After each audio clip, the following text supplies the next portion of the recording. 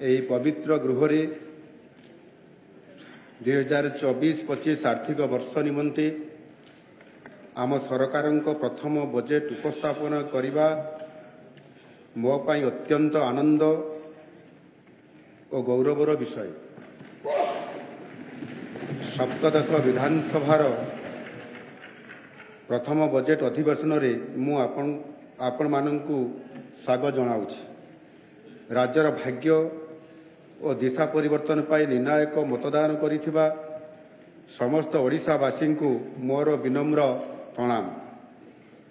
ଏହି ନିର୍ଣ୍ଣାୟକ ମତଦାନ ରାଜ୍ୟରେ ଅବ୍ୟାହତ ରହିଥିବା ସ୍ଥିତାବସ୍ଥା ପ୍ରତି ଲୋକଙ୍କର ନିରାଶା ଭାବର ପ୍ରତିଫଳନ।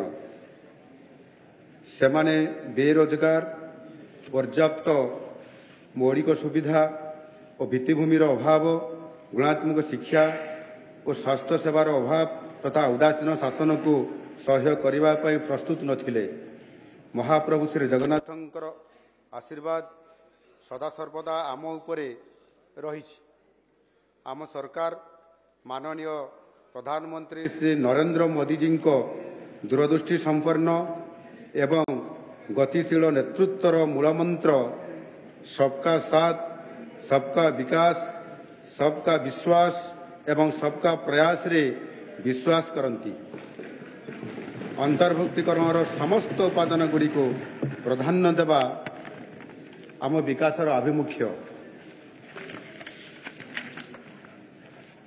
ଆମେ ସାମାଜିକ ଅନ୍ତର୍ଭୁକ୍ତିକରଣରେ ସମାଜର ସବୁ ବର୍ଗଙ୍କୁ ଗୁରୁତ୍ୱ ପ୍ରଦାନ ସହ ରାଜ୍ୟର ସମସ୍ତ ଅଞ୍ଚଳର ସାମଗ୍ରିକ ବିକାଶ ଉପରେ ଧ୍ୟାନ କେନ୍ଦ୍ରିତ କରିବୁ।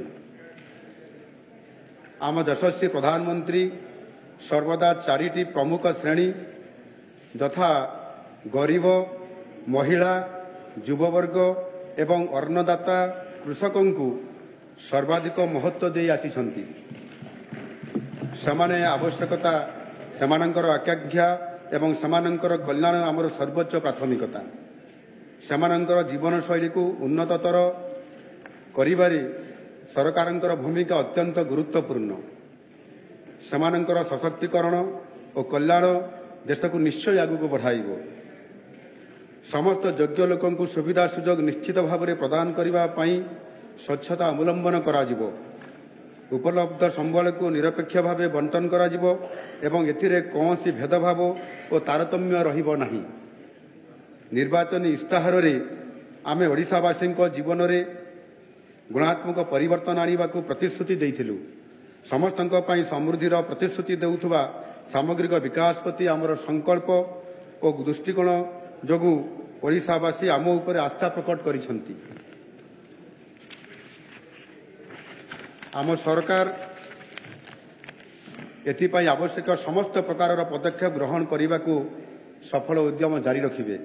ପ୍ରଶାସନ ଏବଂ ଜନସାଧାରଣଙ୍କ ମଧ୍ୟରେ ବସ୍ତୁତ ଓ ନିୟମଗତ ଭାବେ ସୃଷ୍ଟି ହୋଇଥିବା ଦୂରତ୍ୱକୁ ହଟାଇ ଆମ ସରକାର ଏକ ସଠିକ୍ ପ୍ରୟାସ ଆରମ୍ଭ କରିଛନ୍ତି।